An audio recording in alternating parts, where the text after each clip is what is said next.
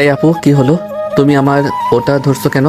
তোর ওটা কেন ধরেছি বুঝতে পারছিস না, নাকি বুঝো না বোঝার ভান করছিস? ওহ আপু, প্লিজ ছেড়ে দাও। এরকম করো না। সব সময় এরকম করা ভালো লাগে না। ছাড়বো না আমি। এটা আমার লাগবে, তুই কি করবি কর গিয়ে। আমি তোর কোনো কথাই শুনবো না। আপু প্লিজ, এরকম করো না। সামনে আমার পরীক্ষা। এই তো কিছুক্ষণ পরেই রেখে দেব।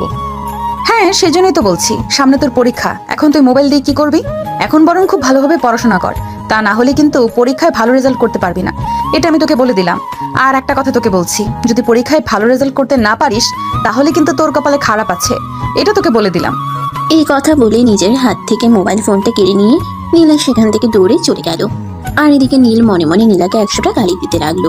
এটা সবেমাত্র মোবাইলটা হাতে নিয়েছিল, একটু ফেসবুকে ঘোরাঘুরি করছিল আর নিজের একটা ছবি পোস্ট করেছিল। অমনি কমেন্টের বন্যা বইতে শুরু করেছিল। আর কমেন্টের টুংটাং শব্দ শুনেই নীলা এই রুমে চলে আসে। আর রুমে এসে দেখতে পায় নীল বসে বসে মোবাইল টিপাটিপ করছে। তাই তো নীলা নীলের হাত থেকে মোবাইলটা কেড়ে নিয়ে সেখান থেকে চলে গেল। কারণ কয়দিন পরেই নীলের ইন্টার সেকেন্ড ইয়ারের পরীক্ষা। এখন যদি সে পড়াশোনা না করে তাহলে তো পরীক্ষায় ভালো রেজাল্ট করতে পারবে না।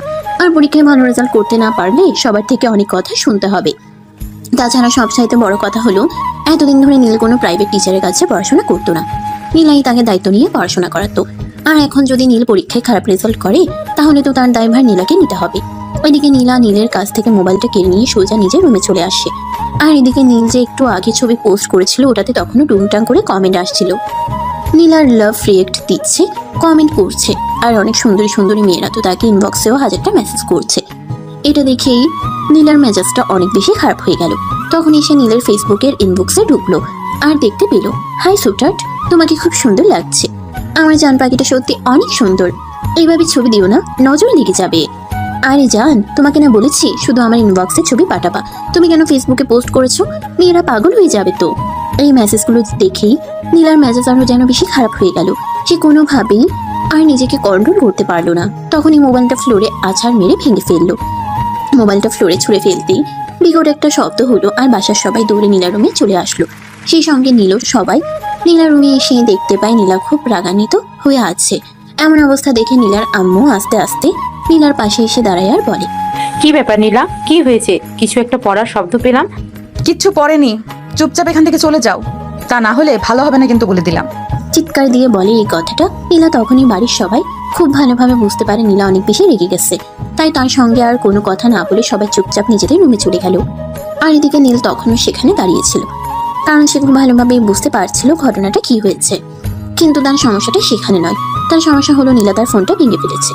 কারণ এটা খুব শখের একটা ফোন ছিল। নীল ওইভাবে ফোনটা ভেঙে ফেলেছে এটা দেখে নীল মনে মনে অনেকটাই কষ্ট পেয়েছে, কিন্তু সে কোনো কিছু বলার সাহসও পাচ্ছে না। তখনই নীলা তার দিকে তাকায়। নীলার চোখ থেকে যেন রক্ত ঝরে পড়ছে। তাই নীলার এক মুহূর্ত দেরি না করে সে স্থান ত্যাগ করতে চাইল, কিন্তু নীল সেই সুযোগটা আর পেয়ে উঠল না। তখনই নীলা পিছন থেকে তার শার্টের কলার টেনে ধরে আর ধাক্কা মেরে ফ্লোরে ফেলে দেয়। আর সঙ্গে দরজার ছিটকানিটাও লাগিয়ে দেয়। নীল ভয়ে কাঁপতে শুরু করে। সে খুব ভালোভাবে বুঝতে পারে তার সঙ্গে কি হতে চলেছে, কিন্তু সে কোনো কিছু বলার সাহসটাও পারছে না। কারণ এই মুহূর্তে যদি সে চিৎকার চেঁচামেচি করে তাহলে তার পরিণাম আরো ভয়াবহ হবে। তাই সে আস্তে আস্তে নীলাকে বলতে থাকে, আপু প্লিজ, তুমি শান্ত হও। আর কি হয়েছে আমাকে খুলে বলো। তুই এখন আমাকে বলছিস কি হয়েছে সেটা খুলে বলতে? তুই কি করেছিস সেটা বুঝতে পারছিস না? কই, আমি আবার কি করলাম? নীল সবকিছু জেনে শুনেও না জানার ভান করছে। এতে তো নীলা আর অনেক বেশি রেগে গিয়েছে। তাই সে রাগে ফুসফুস করতে করতে বলতে থাকে, তুই ফেসবুকে ছবি আপলোড করেছিস কেন? আর সুন্দরী মেয়েরা তোর ইনবক্সে এসব আলতু ফালতু মেসেজ দিবা কেন করেছে? সরি আপু, আমার ভুল হয়ে গেছে। আর কখনোই এরকম করব না। এই বলে নীল নীলার পায়ে ধরে ক্ষমা চাইছে তাকে, কিন্তু নীলকে কোনোভাবেই ক্ষমা করছিল না নীলা। সে প্রচন্ড ক্ষেপে গিয়েছিল আর খুব জোরে জোরে চিৎকার চেঁচামেচি করছিল। একদম পুরো বাড়ি মাথায় তুলে ফেলছিল। কিন্তু বাড়ির কেউ তাকে কোনো কিছু বলার সাহস পাচ্ছিল না, কারণ নীলা ছিল এই পরিবারের বড় মেয়ে আর সবার খুব আদরের। তাই সবাই অনেক বেশি আদর করতে গিয়ে এমন অবস্থা করে ফেলেছে যে তার মুখের ওপর কেউ কোনো কথাই বলতে পারে না। আর তারই প্রতিফলন হচ্ছে এখন। নীল তখন খুব ভালোভাবেই বুঝতে পারে আজ তার সঙ্গে খুব খারাপ কিছু একটা হতে চলেছে, যেটা বিগত দিনে হয়নি। কারণ নীলাকে এতটা রেখে যেতে কখনোই দেখা যায়নি। নীলা যদিও যথেষ্ট রাগী, কিন্তু এভাবে কখনোই রাগিনি। আজ রাগটা একটু বেশি উঠে গেছে। তাই নীল আবারও উঠে বসে নীলার পা ধরে ক্ষমা চাইতে থাকে। আপু প্লিজ, তুমি আমাকে ক্ষমা করে দাও। আমি আর কখনো এরকম করব না। এই যে আমি তোমাকে ছুঁয়ে কথা দিচ্ছি। এই কথা শুনে নীলা আরো বেশি রেগে যায়। নীলকে শার্টের কলার টেনে ধরে দাঁড় করায় আর তার গালে এলো পাথারি চড় মারতে থাকে। শুধু তাতেই সীমাবদ্ধ ছিল না, কিল ঘুষি লাথি ছিল তার সঙ্গে ফ্রি। একসময় হুট করে নীলা লাথি দিতে গিয়ে নীলের তলপেটে লেগে গেল, আর তখনই সেও মা গো বাবা গো বলে একটা চিৎকার দিয়ে অজ্ঞান হয়ে গেল। কিন্তু তারপরেও নীলা থামছে না, অনবরত তাকে লাথি কিল ঘুষি দিয়েই চলেছে প্রায় আধা ঘন্টা। পর নীলা ক্লান্ত হয়ে বিছানার উপর বসে পড়ে, আর এদিকে নীলা অজ্ঞান অবস্থায় ফ্লোরে পড়ে আছে। বাড়ির সবাই নীলের চিৎকার শুনে দৌড়ে এসেছিল আর দরজায় অনেকবার নক করছিল, কিন্তু নীলা কোনোভাবেই রুমের দরজা খুলছিল না, তাই কেউ আর ভিতরে প্রবেশ করতে পারলো না। এদিকে প্রায় ঘন্টাখানেক সময় কেটে গেছে, কিন্তু নীলা দরজা খুলছে না। এতে বাড়ির সবাই অনেক বেশি চিন্তিত হয়ে পড়ছে, কেউ ভাবতেই পারছে না ভিতরে কি হচ্ছে বা কি হয়েছে। এদিকে সন্ধ্যা হয়ে আসছিল, নীলার আব্বু তখনই বাড়িতে আসে। বাড়িতে নীলার আব্বু একমাত্র মানুষ যার কথা মেলা একটু হলেও শুনে, তাই সবাই নিজের আব্বুকে দেখতে পেয়ে নীলার আব্বুর কাছে দৌড়ে গেল আর সবকিছু খুলে বলল। সবকিছু শুনে নীলার আব্বু রুমের সামনে আসে আর দরজায় নক করতে থাকে। নীলামা, আমি চলে এসেছি, তোমার সঙ্গে একটু কথা বলতে চাই, একটু বাইরে আসো তো।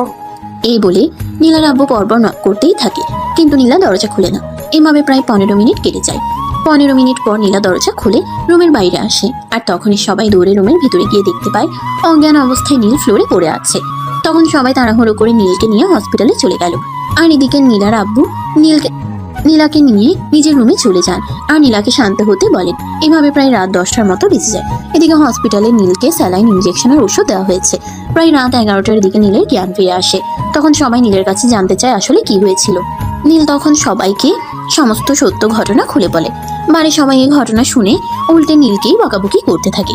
নীল সবকিছু জেনে শুনে কেন এমনটা করেছে সে তো খুব ভালোভাবেই জানতো নীলা এটা মেনে নিতে পারবে না। তাছাড়া সামনে তার পরীক্ষা, তাহলে এরকমটা করার কি দরকার ছিল। এদিকে নীলা তখনও তার বাবার রুমে বসে আছে, কারোর সঙ্গে কোনো কথা বলছে না, একদম চুপচাপ। তখনই তার আব্বু তার পাশে এসে বসে আর তার মাথায় হাত রেখে বলতে থাকে, মামনি, তুমি আমার একমাত্র মেয়ে, আমি চাই না জীবনে এমন কিছু হোক তুমি আমার জীবন থেকে হারিয়ে যাও। আজ তুমি যেটা করছো, নীলে মরে যেতেও পারতো, তারপরে পরিণাম কি হতো সেটা ভেবে দেখেছো? আমি চিন্তা ভাবনা করে কোনো কাজ করি না, আর করতেও চাই না। ওর এত বড় সাহস, ও ফেসবুকে ছবি আপলোড দেয় আর মেয়েরা ওখানে যা ইচ্ছা তাই কমেন্ট করে ইনবক্স করে। কেন করবে এসব? দেখো, আমরা সবাই জানি তুমি তাকে ছোটবেলা থেকে পছন্দ করো, কিন্তু সে তো এসব জানে না, তারপরেও সে তোমাকে যথেষ্ট সম্মান করে। এই কথা বলে নীলার আব্বু নীলাকে অনেক করে বুঝাতে শুরু করে, কিন্তু নীলা কোনো কথাই শুনে না। সে তার কথাই অনড়। কেন নীল ফেসবুকে ছবি আপলোড করবে, আর কেনই বা মেয়েরা তাকে ইনবক্সে এরকম মেসেজ করবে? সে কারোর কোনো কথাই শুনে না। এভাবেই কেটে গেল সেদিনের রাতটা। পরের দিন সকাল 10টা বাজতে না বাজতেই নীলকে হসপিটাল থেকে বাড়িতে নিয়ে আসা হলো। নীলকে এই মুহূর্তে তার আব্বু আম্মু রুমে রাখা হয়েছে, কারণ নীলের অবস্থা খুবই খারাপ। তার তলপেটে প্রচন্ড ব্যথা হচ্ছে। এখন যদি আবার নীলা উল্টোপাল্টা কিছু করে ফেলে তাহলে হয়তো তার অবস্থা আরো বেশি খারাপ হয়ে যেতে পারে।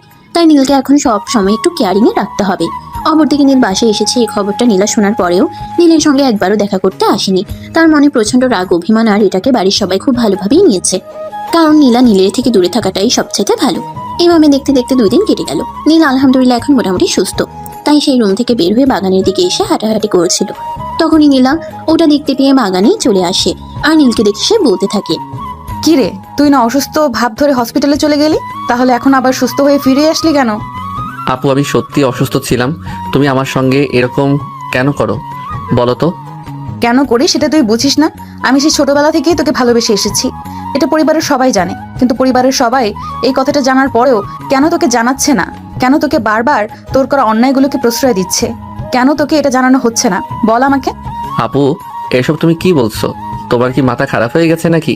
তুমি আমার আপু হও, আর সেখানে তুমি আমাকে ভাই হিসেবে ভালোবাসতে পারো, আর আমি একটা ছবি আপলোড করাতে কি এমন মহাভারত অশুদ্ধ হয়ে গেল? নীলের এরকম কথা শুনে নীলার মেজাজ আবারও খুব খারাপ হয়ে গেল, কিন্তু তারপরেও সে নিজেকে কন্ট্রোলে রাখার চেষ্টা করলো। কারণ হাজার হোক নীল তার ভালোবাসার মানুষ, ভালোবাসার মানুষকে এভাবে বারবার কষ্ট দেওয়া ভালো লাগে না। তাই নীলা নিজেকে একটু শান্ত রেখে নীলকে বোঝাতে চেষ্টা করছে। দেখ, আমাদের দাদি যখন বেঁচে ছিলেন তখন তিনি ঠিক করেছিলেন তোর সঙ্গে আমাকে বিয়ে দেবে। আমি তখন কথাটা মোটামুটি বুঝলেও তুই আমার থেকে অনেকটাই ছোট, প্রায় 3 বছরের ছোট, তাই তুই কথাটা মনে রাখতে পারিসনি। আর আমি আমার দাদিকে খুব বেশি ভালোবাসতাম, তাই দাদির বলে যাওয়া কথাটাকে রাখার জন্য এইটুকু চেষ্টা করছি। নীলার বলা এই কথাটা শুনে নীল অনেক করে মনে করার চেষ্টা করলো, কিন্তু সে কোনো রকম কোনো কিছুই মনে করতে পারলো না। তাই সে নীলার সঙ্গে কোনো কথা না বলে চুপচাপ বাড়ির ভেতরে চলে আসে। ড্রয়িং রুমে এসে বসে চুপচাপ চিন্তা করতে থাকে আর ভাবতে থাকে। আসলেই কি তার দাদিমা এরকম কোনো কথা বলেছিল? আর যদি বলেও থাকে তাহলে তার কি? যে মানুষটা মরে গেছে তার কথা কি এখনো বেঁচে আছে? নীলা মনে মনে ভাবতে লাগে। লাইফটা তার, সিদ্ধান্ত নেওয়ার অধিকারও তার। সে কাকে বিয়ে করবে, কাকে ভালোবাসবে, এটা কি অন্য কেউ ঠিক করে দেবে নাকি? তখনই নীলার আম্মু সেখানে এসে উপস্থিত হয়। আর নীলকে দেখে তিনি নীলের বর্তমান অবস্থার কথা জানতে চান। আর তখনই নীল কথাটা ঘুরিয়ে নিয়ে নীলার আম্মুকে বলতে থাকে। বড় আম্মু, তুমি এখানে বসো, আমি তোমার সঙ্গে একটু কথা বলতে চাই। এই কথা বলে নীল নীলার আম্মুর হাত ধরে টেনে সোফায় বসায় আর তারপর বলতে শুরু করে। বড় আম্মু, দেখো, তোমাকে কিন্তু আমি আমার নিজের আম্মুর চাইতে অনেক বেশি বিশ্বাস করি, তাই আমি কথাটা তোমাকে জিজ্ঞাসা করছি। আশা করি তুমি আমাকে সত্য কথা বলবে। আরে বাবা, আমি তোকে মিথ্যে কথা কেন বলবো? কি হয়েছে বল না আমাকে, আমি অবশ্যই যেটা জানি সেটাই বলবো। এরপর নীল একটু আগে নীলা যে কথাগুলো বলেছিল সেগুলো নীলার আম্মুকে বলে। সেগুলো শুনে নীলার আম্মু বেশ কিছুক্ষণ চুপ হয়ে থাকে। এদিকে নীল বারবার প্রেশার দিতে থাকে কি হয়েছে সত্য কথা বলার জন্য। তখনই নীলার আম্মু সব সত্য কথা খুলে বলে। সবকিছু শুনে নীল মাথায় হাত দিয়ে বসে থাকে। এমনটাও কি হতে পারে? তখনই নীলার আম্মু বলতে থাকে নীলার জন্মের পর ওনার কোনো একটা অ্যাক্সিডেন্ট হয়। আর তখনই ডাক্তার ওনাকে বলেন উনি আর মা হতে পারবেন না, তবে উনি ছিলেন শাশুড়ির বড় আদরের বৌমা। তারপরে এই নীলার আব্বুকে বিয়ে পড়ানো হয়। বছর করতে না করতেই নীল পৃথিবীতে আসে। আর তখনই উনি এই সিদ্ধান্ত নেন যাতে নীলার আম্মু কখনোই ছেলের অভাব বুঝতে না পারে। এই কথা শুনে নীল বলে, তোমাকে তো আমি বড় আম্মু বলেই ডাকি, তাছাড়া আমি আমার আম্মুর জায়গায় তোমাকে বেশি ভালোবাসি এবং সম্মান করি। তাহলে এরকম সিদ্ধান্ত নেওয়ার পিছনে কোনো কারণ আছে কি? দেখো নীলা, আমাদের বড় আদরের মেয়ে, ছোটবেলা থেকে মুখ ফুটে কোনো কিছু চাওয়ার আগেই আমরা সেটা তাকে এনে দেওয়ার চেষ্টা করেছি। আর নীলা ছোটবেলা থেকেই তোমাকে অনেক বেশি ভালোবাসে। তুমি যখন হুট করে অসুস্থ হয়ে পড়ছে তখন নীলাই সবচাইতে বেশি ব্যস্ত হয়ে পড়তো, কারণ সে ছোটবেলা থেকেই তোমাকে ভালোবাসে। তাই আমি একজন মা হিসেবে তোমার কাছে রিকোয়েস্ট করব, তুমি আমার মেয়ের ভালোবাসাটাকে অবহেলা করো না। সে তোমায় যথেষ্ট ভালোবাসে, আর ভালোবাসাকে তুমি সম্মান করো। নীলার আম্মুর কাছ থেকে এই কথাগুলো শুনে নীল আর কোনো কথাই বলল না। চুপচাপ নিজের রুমে চলে গেল আর কিছু একটা চিন্তা করতে লাগলো। এভাবে সেদিনের রাতটা কেটে গেল। 2 দিন পর নীল কলেজে গেল। কলেজে যেতেই তার বন্ধুরা তাকে ঘিরে ধরলো। কেন সে কয়দিন ধরে কলেজে আসছে না এসব ব্যাপারে জানতে চাইলে কিন্তু সে তার বন্ধুদের সঙ্গে কোনো কথাই বলল না, চুপচাপ বসে রইল। তার বন্ধুরা তাকে খুব করে প্রেশার দিতে লাগলো, কিন্তু তারপরেও সে কাউকে কোনো কিছু বলল না। আর এটা সে বলবেই বা কি করে? তার আপন চাচাতো বোনকে তাকে বিয়ে করতে হবে, যেখানে তার সিদ্ধান্তের কোনো দাম নেই। এগুলো কি আর এখনকার যুগে চলে নাকি? এসব ভাবতে ভাবতেই ক্লাসের টাইম হয়ে গেল। তারপর বন্ধুরা সবাই মিলে ক্লাসে চলে গেল। কলেজ ছুটি হতেই নীলের বন্ধু রাজ বলতে থাকে, দোস্ত, একটা কাজ করতে হবে, আমার সঙ্গে একটু যাবি?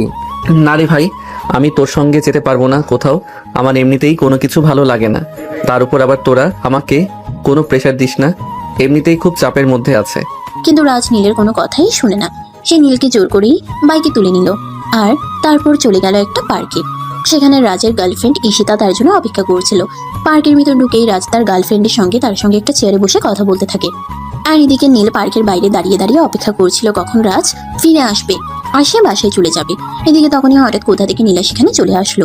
নীলকে পার্কের বাইরে বাইক নিয়ে দাঁড়িয়ে থাকতে দেখে নীলা গাড়ি দাঁড় করায় এবং গাড়ি থেকে নেমে এসে নীলের সামনে দাঁড়িয়ে বলতে থাকে, এখানে দাঁড়িয়ে বুঝি গার্লফ্রেন্ডের জন্য অপেক্ষা করছিস? না, আমার বন্ধুর সঙ্গে এসেছি। মিথ্যা বলার আর জায়গা পাস না। এখানে তোর বন্ধুকে তো কোথাও দেখতে পাচ্ছি না। আমি নিশ্চিত তুই তোর গার্লফ্রেন্ডের জন্য এখানে দেখা করতে এসেছিস। তুই চল আমার সঙ্গে বাসায়, তারপর আজ তোকে বুঝাবো আমি কত ধানে কত চাল। এই বলে নীলা নীলের শার্টের কলার ধরে টানতে টানতে গাড়িতে এনে উঠালো। এদিকে নীল তাকে বারবার বলার চেষ্টা করছে সে এখানে রাজের সঙ্গে এসেছে, তার কোনো ব্যক্তিগত দরকার আসেনি। কিন্তু নীলা নীলের কোনো কথাই শুনছে না, তার আগে ফুসফুস করছে আর গাড়ি চালাচ্ছে। তখনই হঠাৎ রাজ পার্ক থেকে বের হয়, কিন্তু নীলকে কোথাও খুঁজে পায় না। তাই নীলের নাম্বারে ফোন দেয়, কিন্তু নীলের ফোন যেহেতু নীলা ভেঙে ফেলেছিল তাই আর কোনো ফোন ঢুকলো না। রাজ বেশ কিছুক্ষণ অপেক্ষা করার পর তার গার্লফ্রেন্ডকে নিয়ে বাসায় চলে গেল। অপরদিকে নীলা নীলকে নিয়ে বাসায় এসেছে। শার্টের কলার ধরে টানতে টানতে ড্রয়িং রুমে এনে হিচড়ে ফেলে দিল। তখনই ফ্যামিলির সবাই সেখানে এসে উপস্থিত হয় আর নীলাকে প্রশ্ন করতে থাকে, কি হয়েছে নীলা? তুই তো ভার্সিটিতে গেছিলি, তাহলে নীলকে তুই এভাবে কোথা থেকে নিয়ে আসলি? সেটা আমাকে প্রশ্ন করছো কেন? ওকে প্রশ্ন করলেই তো পারো। এই বলে নীলা নিজের কাঁধে থাকা ব্যাগটা ফ্লোরে ছুঁড়ে মারে আর সোফার উপর ধুপ করে বসে পড়ে। অন্য কেউ তখন সেখানে কোনো কথা বলার সাহস না পেলেও নীলার আম্মু নীলকে উঠে দাঁড় করায় আর তারপর নীলকে প্রশ্ন করে কি হয়েছে। নীল তখন সবকিছু তাকে খুলে বলে, কিন্তু আর কোনো কথাই বিশ্বাস করে না। তাই নীল বাধ্য হয়ে তার বন্ধু রাজকে ফোন করে জেনে নিতে বলে, কিন্তু নীলা তাতেও রাজি হয় না। তাই নীলার আম্মু বাধ্য হয়ে নিজেই নীলের কাছ থেকে রাজের ফোন নাম্বারটা নেয় আর রাজকে ফোন দেয়। আসসালামু আলাইকুম, কে বলছেন? ওয়ালাইকুম আসসালাম বাবা, আমি নীলের বড় আম্মু বলছি। হো আন্টি, নীল কি বাসায় গিয়েছে? ও তো আমার সঙ্গে একটু পার্কে এসেছিল, কিন্তু আমি পার্ক থেকে বের হয়ে ওকে আর খুঁজে পেলাম না। হ্যাঁ বাবা, ও বাসায় ফিরে এসেছে, আর ওর বাসায় ফিরে এসেছে এটা তোমাকে জানানোর জন্যই ফোন করলাম। এই বলে নীলার আম্মু কথা শেষ করে ফোনটা কেটে দিল। কিন্তু নীলা এটা কোনোভাবেই বিশ্বাস করলো না। সে তার কথায় অনড় ছিল। তার গার্লফ্রেন্ডের সঙ্গে দেখা করার জন্যই পার্কের সামনে গিয়েছিল, রাজের সঙ্গে যায়নি। বাড়ির সবাই এই কথা বিশ্বাস করলেও নীলা কোনোভাবেই বিশ্বাস করছে না। নীলা তখনই সবার সামনেই বলতে লাগে, দেখো, তোমাদের সবার সামনেই কিন্তু আমিনুলকে শেষবারের মতো ওয়ার্নিং দিচ্ছি। আজকের পর যদি কোনো দিনও কোনো মেয়ের সঙ্গে রিলেশন করা তো দূরের কথা, কথা বলার সাহসটুকু পর্যন্ত দেখায়, তাহলে কিন্তু এই ছেলের আমি এমন পরিণতি করব যেটা তোমরা কল্পনাও করতে পারবে না। কথাটা সবাই মাথায় ঢুকিয়ে নাও। এই বলে নীলা সেখান থেকে নিজের রুমে চলে গেল। আর বাড়ির সবাই নীলকে অনেক করে বোঝাতে লাগলো নীল কেন এরকম করে। নীলা তো তাকে ভালোবাসে, আর ভালোবাসে বলেই তাকে তার ভালোবাসায় বেঁধে রাখতে চায়। কিন্তু নীলও এটা মেনে নিতে রাজি নয়, কারণ ছোটবেলায় কে কি বলেছে না বলেছে তার জন্য কি নিজের ইচ্ছা অনিচ্ছাকে বলে দিতে হবে? কারণ সে তো নীলাকে ছোটবেলা থেকে নিজের বোনের মতোই মনে করে এসেছে, নিজের বোনের মতোই যথেষ্ট সম্মান, শ্রদ্ধা আর ভালোবাসা দিয়ে এসেছে। তাকে নিজের জীবনসঙ্গী হিসেবে কখনো সে কল্পনাও করে না। তাছাড়া বিয়ে শাদী কি আর ভালোবাসা কি, সেটা বোঝার মতো যথেষ্ট বয়সও নীলের হয়নি। বেশ কিছুক্ষণ সেখানে বসে থাকার পর নীল নিজের রুমে চলে গেল। 2 দিন পর থেকে তার ইন্টার সেকেন্ড ইয়ারের ফাইনাল পরীক্ষা, আর সেই জন্যই রাজ গিয়েছিল তার গার্লফ্রেন্ডের সঙ্গে শেষবারের মতো দেখা করতে। আর যাওয়ার পরই তো এই তুলকালাম কাণ্ড ঘটে গেল। যাই হোক, নীল রুমে এসে পড়তে বসে গেল। আর তখনই নীলা তার রুমে আসে। নীলা আকাশে কেউ না দেখার ভান করে চুপচাপ বসে থাকে। নীলা চেয়ার ঠেনে নীলের পাশে বসে আর তার কাঁধে হাত রেখে বলতে থাকে, দেখ, তোকে আমি ভালোবাসি, তোকে আমি হারিয়ে ফেলতে চাই না। তোকে আমি সারা জীবন আমার ভালোবাসায় বেঁধে রাখতে চাই। প্লিজ, তুই আমার সঙ্গে আর এরকম করিস না। নীল কোনো কথাই বলে না, চুপচাপ নিজের বইয়ের পাতা উল্টাতে থাকে। ব্যাস কিছুক্ষণ সময় ধরে নীলা এই কথাগুলো বলতে থাকে, কিন্তু নীল কোনো কথাই বলে না। তখনই নীলা অনেকটা রেগে যায় আর টেবিলের উপর হুট করে শরীরের শক্তি দিয়ে একটা থাপ্পড় দিয়ে বলতে থাকে, এ কি হলো? তোকে আমি কিছু বলছি, তুই আমার কথার কোনো উত্তর দিচ্ছিস না কেন? নীলার এমন ব্যবহার দেখে নীল অনেকটাই ভয় পেয়ে থমকে যায় আর আস্তে আস্তে বলতে থাকে, আগামী পরশু থেকে আমার পরীক্ষা, তাই আমি এই মুহূর্তে আমার পড়াশোনা নিয়ে ব্যস্ত থাকতে চাই, অন্য কোনো কথা ভাবতে চাই না। নীলের এমন কথা শুনে নীলা তো আরো অনেক বেশি রেগে যায় আর চিৎকার দিয়ে বলতে থাকে। নীল যতক্ষণ নীলার কথার কোনো উত্তর না দিল ততক্ষণ নীলা নীলকে একটা অক্ষরও পড়তে দেবে না, এমনকি অন্য কোনো কাজও করতে দেবে না। তাই নীল বাধ্য হয়ে বলতে লাগে, দেখো আপু, বিয়ে শাদী করার মতো বয়স তো এখন আমার হয়নি, সময়টা আসুক, তারপর না হয় ঠান্ডা মাথায় চিন্তা ভাবনা করে দেখব। কিন্তু এই মুহূর্তে তুমি আমাকে এগুলো নিয়ে প্রেশার দিও না, আমাকে পড়াশোনাটা ঠিক মতো করতে দাও। নীলা কখন আর কোনো কথা বলে না। সে নিজেও নিজের বই বের করে নীলকে পড়াতে শুরু করলো। এইভাবেই কেটে গেল প্রায় মাঝখানের সময়। ইতিমধ্যে নীলের পরীক্ষা শেষ হয়ে রেজাল্টের দিন ঘনিয়ে এসেছে। তাই নীল সহ পরিবারের সবাই অপেক্ষা করছে সেই দিনটার জন্য, যেদিন নীলের ভালো একটা সুখবর আসবে। তখন আর খুব বেশি তাদেরকে অপেক্ষা করতে হয় না। পরের দিনই নীলের রেজাল্ট বের হয়। নীল ফার্স্ট ক্লাস ফার্স্ট ডিভিশন পেয়ে পাশ করে। তখনই পরিবারের সবাই নীলকে কোন ভার্সিটিতে ভর্তি করানো হবে এটা নিয়ে অনেক বেশি চিন্তিত হয়ে পড়ে। তখনই নীলা তাদের সবাইকে বলতে থাকে নীলকে যেন সে যেই ভার্সিটিতে পড়াশোনা করছে ওই ভার্সিটিতেই পড়াশোনা করানো হয়, আর ওই ভার্সিটিতে ভর্তি করানো হয় কারণ অন্য কোনো ভার্সিটিতে ভর্তি করালে নীলের উপর নীলা কোনো নজর রাখতে পারবে না। আর তখন নীলা 1000টা মেয়ের সঙ্গে লাইন মারবে, এমনকি অন্য কোনো মেয়ের সঙ্গে সম্পর্ক করবে। এটা নীলা কোনোভাবেই মেনে নিতে পারবে না। এই কথা শুনে পরিবারের সবার মধ্যে মতানৈক্য দেখা দিল। সবাই নীলার মতের সঙ্গে একমত হতে পারলো না। এক একজন এক এক রকম মত পোষণ করলো, কিন্তু নীলা কারোর কোনো কথাই শুনবে না। তার একটাই কথা, নীলকে যদি পড়াশোনা করতে হয় তাহলে নীলা যে ভার্সিটিতে পড়াশোনা করে সেই ভার্সিটিতেই নীলকে পড়াশোনা করতে হবে, অন্যথায় নীলের পড়াশোনা বন্ধ থাকবে। তাই বাড়ির সবাই অনেকটা টেনশনে পড়ে গেল। এদিকে নীল কোনোভাবেই রাজি হচ্ছে না নীলা ইউনিভার্সিটিতে ভর্তি হওয়ার জন্য, কারণ সে নিজেকে কোনো অপরাধীনতায় বেঁধে রাখতে চায় না। এগুলো চিন্তা ভাবনা করতে করতেই প্রায় 2 দিন সময় কেটে গেল। ইতিমধ্যে নীলের বন্ধুরা সবাই ভার্সিটিতে ভর্তি হয়ে গেছে। নীলের বন্ধু রাজ নীলকে ফোন করে সেদিন, কি ব্যাপার দোস্ত, তুই কি ভার্সিটিতে ভর্তি হবি না নাকি?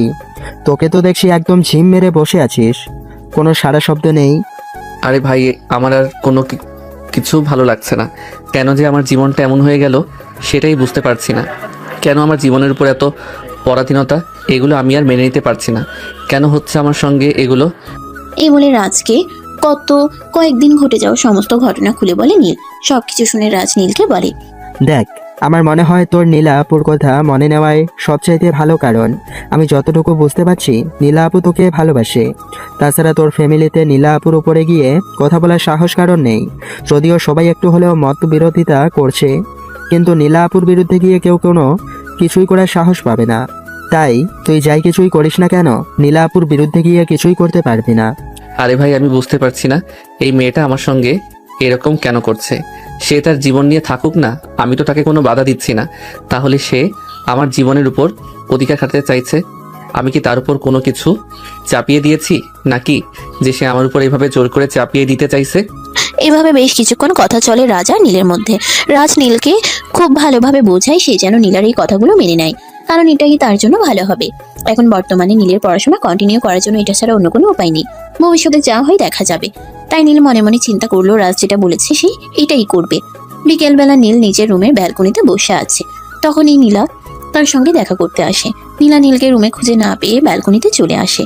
আর যখন থেকে নীল ব্যালকনিতে বসে আছে তখনই সে একটা চেয়ার টেনে নীলের পাশে বসে আর বলতে থাকে, দেখ, আমি যেটা বলেছি তোর ভালোর জন্যই বলেছি। তুই যদি আমার কথা মেনে না নিস তাহলে কিন্তু তোর পড়াশোনা একদম বন্ধ হয়ে যাবে।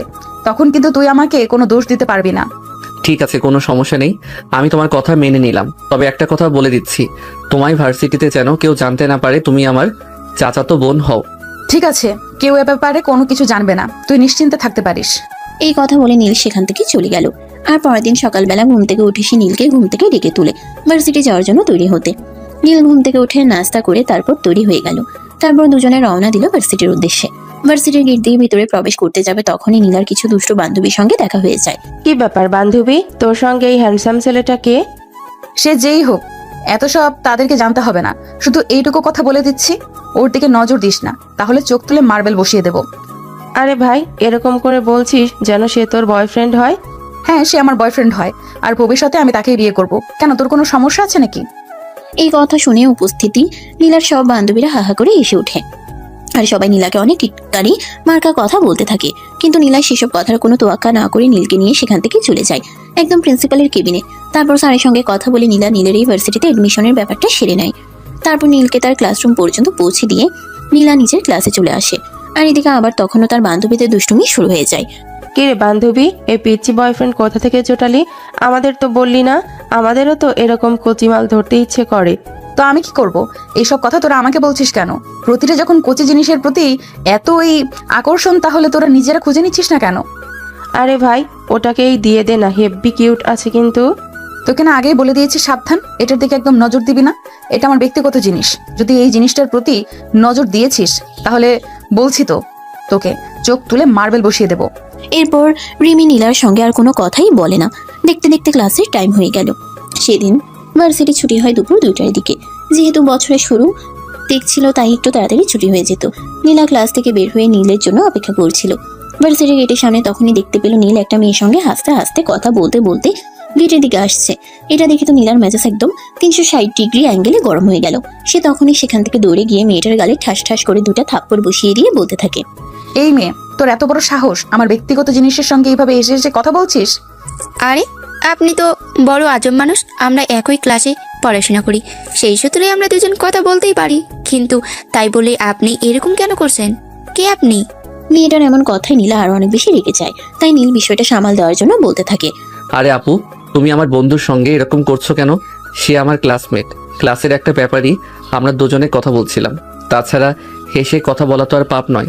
তাই বলে তুমি মেয়েটাকে এভাবে চড় মারবে? চর মেরেছি, বেশ করেছি। ওর তো খুব ভাগ্য ভালো যে আমি ওর চুলের মুঠি ধরে মারিনি। এই মেয়ে শোন, নেক্সট টাইম এই ছেলের সঙ্গে কথা বলো তো দূরের থাক, 10 হাত দূরে দূরে থাকবি। এই বলে নীলা নীলের হাত ধরে টানতে টানতে গাড়িতে নিয়ে উঠে বসলো। আর তারপরে গাড়ি স্টার্ট করে বাড়ির উদ্দেশ্যে রওনা দিল। এদিকে কিয়া তো হতভম্বের মতো তাকিয়ে আছে। সে কোনো কিছুই বুঝতে পারছে না, কারণ নীল তো এই মেয়েটাকে আপু বলে সম্বোধন করলো। কিন্তু একটা বোন কি তার ভাইয়ের সঙ্গে একটা মেয়ে সামান্য কোনো ব্যাপারে কথা বলায় এভাবে রিয়েকশন করতে পারে? এসব ভাবতে ভাবতেই সে নিজের বাড়িতে চলে গেল। এদিকে নীলা বাসায় আসতে না আসতেই চিৎকার করে সারা বাড়ি মাথায় তুলে ফেললো। আর তখনই নীলার আম্মু নীলার চিৎকার শুনে দৌড়ে এসে বলতে লাগে, কি ব্যাপার নীলা, কি হয়েছে? এরকম করার কারণটা কি? আমি তো কিছুই বুঝতে পারছি না। তুমি এভাবে চিৎকার চেঁচামেচি কেন করছো? সেটা এই বদমাইশকে জিজ্ঞেস করো। আমি ভার্সিটিতে আছি জানা সত্ত্বেও সে একটা মেয়ের সঙ্গে হেসে হেসে কথা বলে। ওর কত বড় সাহস! বাড়ির সবাই তখন বিষয়টা বুঝতে পারে। আর বিষয়টা ধামাচাপা দেওয়ার জন্য সবাই নীলাকে এই কথা শোনাতে থাকে। নীলা কিছুক্ষণের মধ্যেই নিজের রুমে চলে গেল। তখনই নীল নীলার আম্মুর কাছে বলতে লাগে, বড় আম্মু, এসব কি হচ্ছে? আমার সঙ্গে আমার নিজের লাইফে কি নিজের কোনো সিদ্ধান্ত নেওয়ার অধিকার নেই নাকি? নীলার আম্মু তখন নীলকে বোঝাতে শুরু করে, কারণ এই মুহূর্তে তাকে সান্ত্বনা দেওয়া ছাড়া আর কিছুই করার নেই। নিজের মেয়ে তাকে তো আর তিনি কঠোরভাবে কিছু বলতেও পারেন না। তাই বেশ কিছুক্ষণ পর নীল নিজের রুমে আসে, ফ্রেশ হয়ে খাওয়া দাওয়া করে ঘুমিয়ে পড়ে। এভাবেই চলছিল তার দিনগুলো। ভার্সিটিতে যত ঠিকই, কিন্তু কারোর সঙ্গে কোনো কথা বলতে পারতো না। আর যদিও কথা বলতো, সেটা যদি কোনোভাবে নীলার নজরে চলে আসতো, তাহলে সেদিন তার অবস্থা খুব বেশি খারাপ হয়ে যেত। এতে শুধু নীল নয়, বাড়ির সবাই অনেকটাই চিন্তায় ছিল, কখন না জানি কি হয়ে যায়। কারণ নীলা এইরকম যে কখন কি করে ফেলবে তার কোনো ঠিক ঠিকানা নেই। এই তো সেদিন বায়োলজি ক্লাসে স্যার বলেছিল গ্রুপ স্টাডি করার জন্য, আর সেই জন্য ক্লাসের সব ছেলেমেয়েরা আলাদা আলাদা কয়েকটা গ্রুপে বিভক্ত হয়ে গ্রুপ স্টাডি করছিল। তখনই নীলা কোনো একটা কারণে নীলের সঙ্গে দেখা করতে আসে, আর এসেই দেখতে পায় নীল তার 2 বন্ধু আর 4-5টা মেয়ে একসঙ্গে বসে গ্রুপ স্টাডি করছে। এটা দেখে নীলা প্রচন্ড পরিমাণে ক্ষেপে যায়, আর নীলকে সেখান থেকে কলার ধরে টানতে টানতে একটু দূরে নিয়ে আসে আর বলতে থাকে, এই তোকে কতবার নিষেধ করেছি মেয়েদের সঙ্গে আড্ডা না দেওয়ার জন্য, তারপরও তুই কেন গিয়েছিস মেয়েদের সঙ্গে? আজ আমি তোর কি এমন অবস্থা করব সেটা একবার তুই ভেবে দেখেছিস? আপু প্লিজ, এটা ভার্সিটি, এটা পড়াশোনা করার জায়গা, এখানে প্লিজ এরকম করো না। স্যার আমাদের গ্রুপ স্টাডি করার জন্য বলেছে, তাই আমরা গ্রুপ স্টাডি করছি। এতে তো তোমার কোনো সমস্যা হওয়ার কথা নয়। দেখ, একদম আমার সামনে অজুহাত দেখানোর চেষ্টা করবি না। স্যার তোকে বলেছেন তাই না? দাঁড়া, আমি এক্ষুনি স্যারকে ডেকে এনে জিজ্ঞেস করছি। এই বলে নীলা তখনই নীলের বায়োলজি টিচারকে ডেকে আনে আর সবার সামনেই জিজ্ঞাসা করে আসলে এটা সত্য কিনা। তখন বায়োলজি স্যার সব সত্য কথা বলেন। সবকিছু শুনে নীলা তখন বায়োলজি স্যারকে উল্টাপাল্টা দোষারোপ করতে শুরু করে। এটা তো শিক্ষা প্রতিষ্ঠান, এখানে কেন বায়োলজি স্যার ছেলে মেয়েদেরকে একসঙ্গে এভাবে গ্রুপ স্টাডি করার কথা বলেছেন? আগের যুগে যখন কেউ গ্রুপ স্টাডি করতো না, তখন কি কেউ ভালো রেজাল্ট করতো না নাকি? বায়োলজি টিচার তখন ওই বিষয়টা তাকে বোঝানোর চেষ্টা করলেও কোনোভাবে সেটা তাকে বিশ্বাস করাতে পারেনি। উল্টো নীলা বায়োলজি টিচারকে হুমকি দিয়ে যায়, যদি নেক্সট টাইম আর কখনো সে এটা দেখতে পায় যে ছেলেমেয়েরা একসঙ্গে বসে এরকম করছে, তাহলে সেই টিচারের বিরুদ্ধে প্রিন্সিপালের কাছে অভিযোগ করবে। এই বলে নীলা সেখান থেকে চলে যায়। উপস্থিত সবাই তখন অবাকের চূড়ান্ত সীমানায় পৌঁছে গিয়ে নীলকে জিজ্ঞাসা করে, কি ব্যাপার ভাই, এই মেয়ের কি মাথায় সমস্যা আছে নাকি? আর বলিস না দোস্ত, এই মেয়েটা আমাকে হাড় মাংস জ্বালিয়ে খাচ্ছে। বাদ দে সব কথা, পড়ায় মনোযোগ দে, সামনেই পরীক্ষা। এই কথা বলে নীল কোনো রকমে এই বিষয়টি এড়িয়ে গেল আর সবাইকে পড়াশোনায় মনোযোগ দিতে বলে, আর সে নিজেও পড়াশোনায় মনোযোগ দেয়। এদিকে দেখতে দেখতে 3 বছর সময় কেটে গেল। নীলা অনার্স 3rd ইয়ারে পড়াশোনা করছে, আর নীলা অনার্স ফাইনাল ইয়ারের পরীক্ষা দিয়ে বাড়িতে বসে রেজাল্টের অপেক্ষা করছে। নীল এই মুহূর্তে একটু স্বস্তি নিঃশ্বাস ফেলছে, কারণ নীলা আর এখন ভার্সিটিতে আসছে না। বাড়িতে যাই কিছু করুক না কেন, ভার্সিটিতে এসে নীল একটু শান্তি মতো থাকতে পারছে। তাই নীল যেন পারলে সারাটা দিন ভার্সিটিতেই থেকে যায়। অপরদিকে নীলা এই বিষয়টা কোনোভাবেই মেনে নিতে পারছে না। নীল কেন ভার্সিটি ছুটি হওয়ার পরও বাইরে সময় কাটাচ্ছে, এটা নিয়েই নীলার যত মাথা ব্যথা। সে এটা নিয়ে গিয়ে বারবার প্যারা দিতে থাকে, যেন নীল ক্লাসের বাইরে 2 মিনিট সময়ও বাসার বাইরে না কাটায়। কিন্তু কে শুনে কার কথা? নীল তো নীলার দিকে দূরে থাকতে পারলেই বাঁচে। এদিকে দেখতে দেখতে হুট করেই নীলার একমাত্র ফুফাতো বোন স্নেহার বিয়ে ডেট পড়ে। তাই পরিবারের সবাই মিলে সিদ্ধান্ত নেয় বিয়েতে যাবে, কিন্তু নীলার সেখানেই আপত্তি। সে কোনোভাবেই বিয়েতে যাবে না, সে নীলকে নিয়ে এই বাড়িতেই থাকবে। কারণ নীল যদি বিয়ে বাড়িতে যায়, তাহলে সেখানে 1000টা মেয়ের সঙ্গে দেখা হবে আর মেয়েদের সঙ্গে কথা বলবে। এগুলো নীলা কোনোভাবেই মেনে নিতে পারবে না। অপরদিকে নীল এগুলো আর নিতে পারছিল না, তার কাছে জাস্ট এসব অসহ্য মনে হচ্ছিল। তাই সে নীলাকে উদ্দেশ্য করে বলল, তুমি কি চাও এবার স্পষ্ট করে বলো তো? আমি আর এগুলো নিতে পারছি না। আমি চাই তুই আমাকে বিয়ে কর আর সারা জীবন আমার সঙ্গে থেকে যা। তোর জীবনে আমি ছাড়া কোনো মেয়ে মানুষ না আসুক, তোর পাশে অন্য কোনো মেয়ে মানুষকে আমি কখনোই সহ্য করতে পারবো না। আমি কেন তোমাকে বিয়ে করব? তোকে আমি অনেক বেশি ভালোবাসি, তাই তুই আমাকে বিয়ে করবি। তাছাড়া ছোটবেলায় আমাদের দাদিমা ঠিক করে রেখেছিলেন তোর আর আমার বিয়ে দিবেন, সেই জন্যই তুই আমাকে বিয়ে করবি। ওকে ফাইন, তুমি চাও তো আমি তোমাকে বিয়ে করি? ঠিক আছে, আমি তোমাকে বিয়ে করব। তাহলে তো তোমার শান্তি? হ্যাঁ, তাহলেই আমার শান্তি। তোকে আমি আমার ভালোবাসার মানুষ হিসেবে পেয়ে গেলে জীবনে আর কিছুই চাই না। ঠিক আছে, তাহলে তুমি যেটা চাও সেটাই হবে, কিন্তু তারপরও আমি এসব প্যারা থেকে মুক্তি পেতে চাই। আমি এগুলো আর নিতে পারছি না। এই বলে নীল নিজের রুমে চলে গেল। আর এদিকে সেদিন বিকেল বেলা নীলের আব্বু আর নীলার আব্বু দুজনে বাড়িতে আসতেই নীলা দৌড়ে তাদের কাছে গেল আর বলতে লাগলো, আব্বু, নীল বলেছে সে আমাকে বিয়ে করবে, সে আমার প্রস্তাব মেনে নিয়েছে। এই কথাটা যেন বাড়ির কেউ বিশ্বাসই করতে চাইছে না, কারণ এটা বিশ্বাস করার মতোই নয়। নীলার এইসব কর্মকাণ্ড নিয়ে একদম সহ্য করতে পারে না, আর সেখানে কিনা নীলার এই কথাগুলো মেনে নিয়েছে, এটা বিশ্বাসযোগ্য নয়। কিন্তু নীলা সবাইকে এই কথাটা বলে এবং বিশ্বাস করতে বলে, আর সবাই যখন বিশ্বাস করছিল তখন নীলকে সামনে নিয়ে আসে। নীলা আর সবার সামনে এটা বলতে বলছে। নীলা তখন বাধ্য হয়ে সবার সামনেই বলে যে নীলাকে বিয়ে করবে। পরিবারের সবাই তখন অনেকটাই অসুস্থ হয়, কারণ তৃতীয় বিশ্বযুদ্ধের সমাপ্তি হতে চলেছে। তাই সবাই মজা মনে চিন্তা করতে থাকে এবার অন্তত এই বাড়িতে শান্তি ফিরে আসবে, এবার অন্তত আর ছোটখাটো বিষয় নিয়ে এই বাড়িতে কোনো অশান্তি হবে না, হয়তো এবার একটু শান্তিতে থাকা যাবে। কিন্তু কতটা শান্তিতে থাকা যাবে সেটা তো বিয়েটা হয়ে যাওয়ার পরেই বোঝা যাবে। 2 দিন পরে ফ্যামিলির সবাই মিলে চলে গেছিল নীলার একমাত্র ফুফাতো বোন স্নেহার বিয়েতে। বিয়ের সমস্ত কার্যক্রম শেষ করে বাসায় ফিরে আসতে আসতে প্রায় 4-5 দিন সময় লেগে গেল। যেদিন সবাই বাসায় ফিরে আসলো সেদিন যখন সবাই একসঙ্গে রাতের খাবার খাওয়ার জন্য ডাইনিং টেবিলে বসলো, তখনই নীলা সবাইকে উদ্দেশ্য করে বলতে লাগে নীলার তার বিয়েটা কবে হচ্ছে। তখন সবাই মিলে নীলাকে বলতে থাকে নীলা আগে তার নিজের পড়াশোনাটি শেষ করুক, পড়াশোনা শেষ করার পর না হয় সিদ্ধান্ত নেওয়া যাবে। কিন্তু নীলা এই কথাটা মেনে নিতে কোনোভাবেই রাজি নয়, কারণ নীলের পড়াশোনা শেষ করতে করতে প্রায় আরো 1-1.5 বছরের মতো সময় লেগে যাবে। নীলা এই এতটা সময় কোনোভাবেই অপেক্ষায় থাকতে পারবে না, কারণ নীলা যতদিন ভার্সিটিতে ততদিন সে নীলকে পাহারা দিয়ে রাখতে পারতো। কিন্তু এখন ভার্সিটিতে যাচ্ছে, নীল ভার্সিটি থেকে মেয়েদের সঙ্গে কি না কি করে তার তো কোনো ঠিক ঠিকানা নেই। তাই নীলা চায় 1 সপ্তাহের মধ্যেই বিয়ের কাজ সেরে ফেলতে। পরিবারের সবাই শুরুতে সম্মতি না জানালেও নীলার জোড়াজুড়িতে সম্মতি জানাতে হলো। অপরদিকে নীল কাউকে কোনো কথাই বলছে না, সে শুধু চুপচাপ সব দেখে যাচ্ছে, যেন এই মুহূর্তে তার আর কিছুই করার নেই এমন একটা অবস্থা। আচ্ছা যাই হোক, নীলার চাপে সবাই নীল আর নীলাকে বিয়ে দেওয়ার জন্য রাজি তো হয়ে গেল। কিন্তু নীলকে বিয়ের পর আদৌ এই সম্পর্কটা মেনে নেবে? বিয়ের পর কি আদৌ এই সম্পর্কের প্রতি নীলের কোনো দায়িত্ববোধ বা এগুলো কাজ করবে? তো ভিউয়ার্স, চলুন জেনে নেওয়া যাক নীল আসলে কি করে। অতঃপর ফ্যামিলির সবাই মিলে বিয়ের তারিখ ঠিক করে এবং সবকিছুর ব্যবস্থা করে। এদিকে দেখতে দেখতে বিয়ের দিনটাও ঘনিয়ে আসে। আগামীকাল তাদের বিয়ে, তাই পুরো বাড়িটা অনেক সুন্দর করে ফুল আর লাইটিং দিয়ে সাজানো হয়ে আছে। দেখে মনে হচ্ছে যেন একটা রাজপ্রাসাদ বাড়িতে অনেক আনন্দ উল্লাস হচ্ছে। যদিও নীলের মুখে সেরকম কোনো আনন্দ নেই, সে সবার থেকে একটু আলাদা আলাদা থাকছে। তার মুখটা দেখেই বোঝা যাচ্ছে তার মনে যেন আকাশ পরিমাণ কষ্ট জমা পড়ে আছে। দেখতে দেখতে হলুদের প্রোগ্রাম শেষ হয়ে গেল, সবাই অনেক আনন্দ উল্লাস করলো, কিন্তু নীলের মনে আনন্দের ছিটে ফুটেটুকুও নেই। হলুদের অনুষ্ঠান শেষ হতেই নীল নিজের রুমে এসে দরজা বন্ধ করে শুয়ে থাকে। প্রায় ঘন্টাখানিক সময় কেটে যায়, তখনই হঠাৎ কেউ একজন নীলের রুমে দরজায় নক করে। নীল দরজা খুলতে চাইছিল না, তাই সে বিছানায় শুয়েছিল। কিন্তু প্রায় 10 মিনিট ধরে কেউ একজন একটানা নক করেই যাচ্ছে, তাই নীল বাধ্য হয়ে বিছানা থেকে উঠে রুমের দরজাটা খুলে দেয়। আর তখনই নীলা রুমের ভিতরে প্রবেশ করে নীলকে বলতে থাকে, কি ব্যাপার, কি সমস্যা তোর? আমি সেই কখন থেকে তোকে ডাকছি, রুমের দরজায় নক করছি, কিন্তু তুই রুমের দরজা খুলছিলি না কেন? এমনি আমার ভালো লাগছিল না তাই। নীলা তখনই নীলের একদম কাছাকাছি চলে আসে আর নীলের কাঁধে হাত রেখে বলতে থাকে, চিন্তা করে কোনো লাভ হবে না, এই তো আর কয়েক ঘন্টা সময়ের ব্যাপার, তারপরে তুই পার্মানেন্টলি আমার হয়ে যাবি, চাইলেও আর আমাকে ছেড়ে কোথাও যেতে পারবি না। নীলার এই কথাগুলো নীলের একদম ভালো লাগছে না, সে খুব বিরক্ত বোধ করছিল, যেটা তার চেহারায়ও প্রকাশ পাচ্ছিল। কিন্তু তারপরও সে সবকিছুই চুপচাপ শুনে যাচ্ছিল, কোনো কথাই বলছিল না।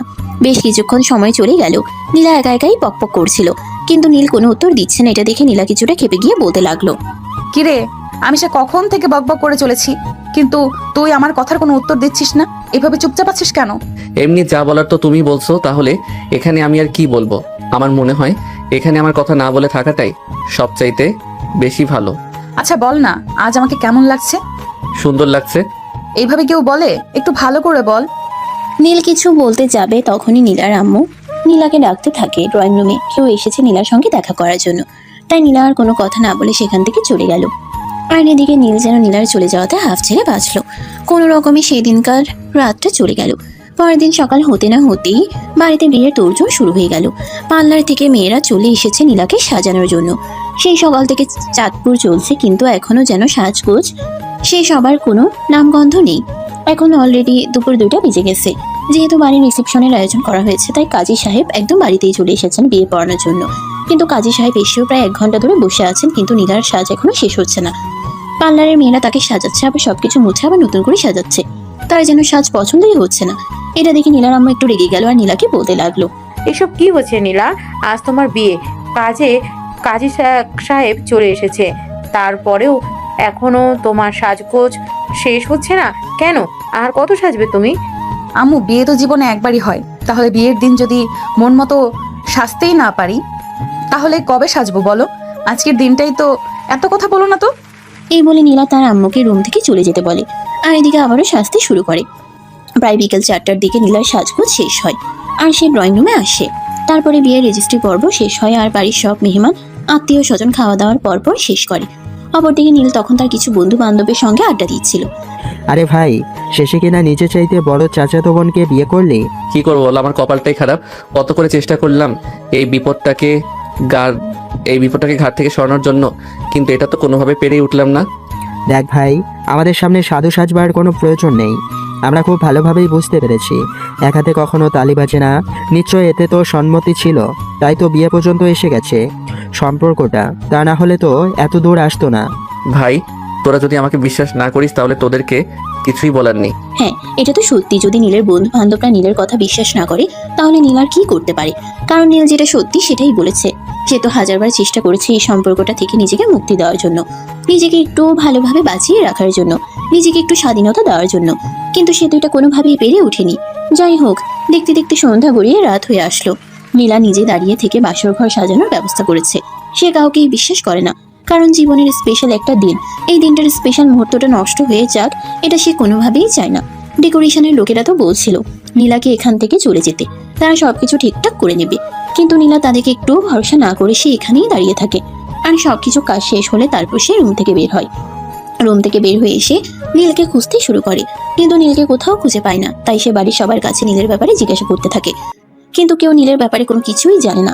সারা বাড়িতে খোঁজাখুঁজি করা হয়, কিন্তু নীল কোথাও নেই। ছাদ বাগান সবকিছু খোঁজাখুঁজি করা হয়, কিন্তু কোথাও নীলের চিহ্নটুকুও নেই।